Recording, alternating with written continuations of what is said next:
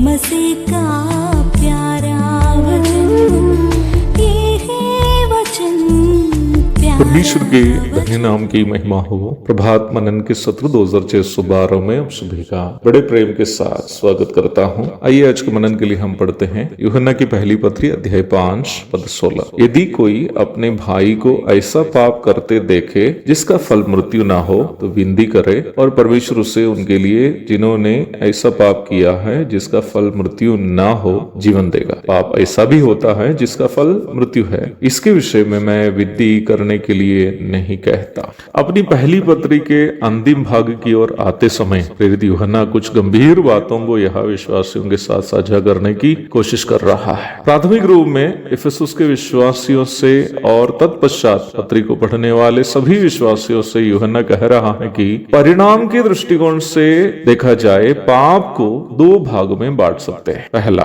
ऐसा पाप जिसका फल अथवा परिणाम मृत्यु नहीं है। दूसरा, ऐसा पाप जिसका फल अथवा परिणाम मृत्यु है। कई ऐसे बाइबल शिक्षक जो नामी एवं ज्ञानी हैं, इस प्रकार सिखाते हुए मैं सुना हूं कि यहाँ बताया गया वो पाप जिसका फल मृत्यु है यीशु मसीह का इनकार करना है। मैं इस बात का इनकार नहीं करता हूं कि यीशु मसीह का इनकार करने का परिणाम अनंतकालीन मृत्यु अथवा आग की झील है। प्रकाशित वाक्य 20:15-21-8। परंतु यहाँ पाप को जहाँ दो श्रेणी में करके यूहन्ना समझाता है, जिस पाप का फल को मृत्यु के रूप में सूचित किया है वो यीशु मसीह का इनकार करना नहीं है। उसके लिए मैं 2-3 कारण आपको बताना चाहता हूँ। पहला, जो लोग उद्धार नहीं पाए हैं अथवा यीशु मसीह को उद्धारकर्ता के रूप में ग्रहण नहीं किए हैं, वे अन्य कोई भी बड़े पाप ही क्यों न किए हो अवश्य अनंतकालीन मृत्यु को भोगेंगे ही, क्योंकि वे यीशु मसीह को ग्रहण नहीं किए।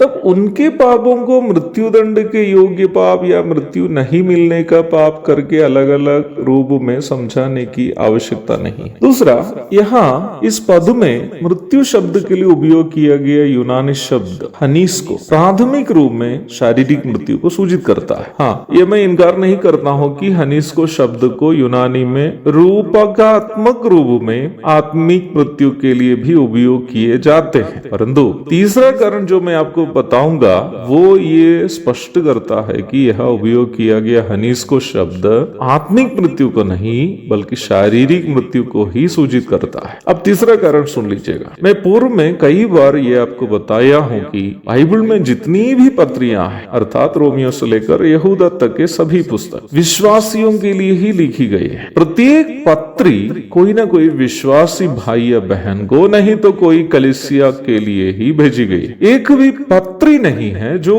अविश्वासी के लिए है। यूहन्ना की इस पहली पत्री भी प्राथमिक रूप में इफिसुस के विश्वासियों के लिए भेजी गई। प्रारंभ में पढ़ी गई पद में भी यूहन्ना का प्रस्ताव पर आप ध्यान दीजिएगा। यदि कोई अपने भाई को